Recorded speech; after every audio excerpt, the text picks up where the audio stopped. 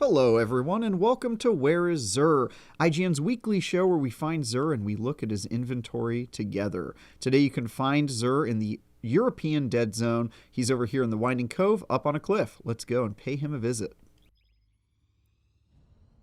Alright, so once you land in the European Dead Zone, go ahead and get on your Sparrow, go straight ahead, then take a right. You're going to go up a little ledge, and then eventually you'll go through a cave to get to Xur on a cliff.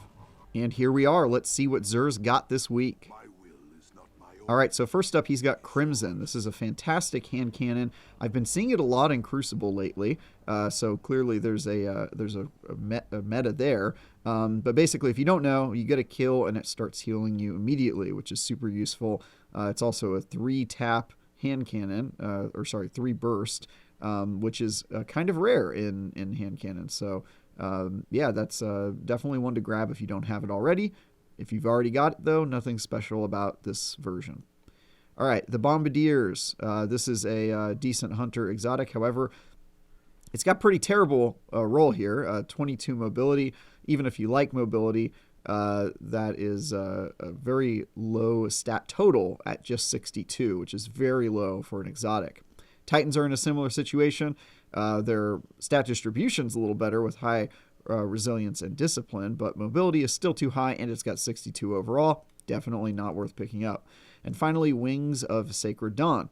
This is definitely the best exotic armor we got this week. It's got 66 stat total. However, its mobility is a little higher than I'd like to be. Its resilience is a little lower than I'd like it to be, and nothing about it is particularly spiky. So I would say this is ultimately fairly mid for exotics, but at least it's got 66 stat totals.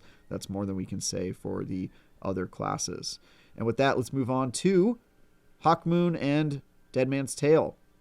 Hawkmoon's a pretty mid-roll this week. It does have opening shot and alloy mag, both of which I like, but it's got small bore, which is not the best one, and combat grip, which is not the best grip for it to have. So this ends up ultimately being fairly mid. We've seen better rolls from Xur even recently. I think last week or the week before we had a Hawkmoon God roll that was better than this one. So you could probably wait. And then Dead Man's Tale is just bad. It's got subsistence. It's got accurized rounds, short action stock. No synergy. Nothing really exciting about this. No Vorpal weapon. Skip it. And with that, let's move on to legendary weapons. So the star of the show this week is this first weapon right here, True Prophecy. This is a god roll, in my estimation anyway.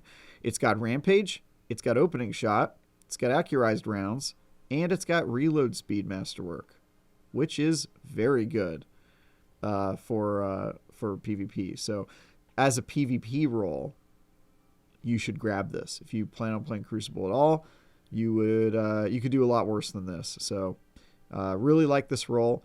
Unfortunately, it's pretty much the only good legendary weapon, the only really good one anyway, that I would recommend this week. But that is, I mean, it's damn good.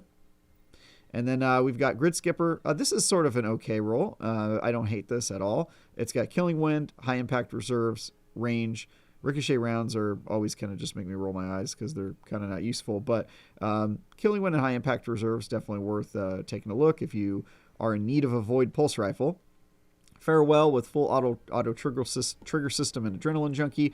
Do not like that roll. Probably should not pick it up. Ikelos with Trench Barrel and Grave Robber. This one's okay. Probably mid to even sub-mid. Trench Barrel used to be so amazing, but it's kind of been nerfed into the ground. And Grave Robber is, it does have more synergy with shotguns, but it's not an amazing perk. And we've seen better rolls on Ikelos Shotgun anyway.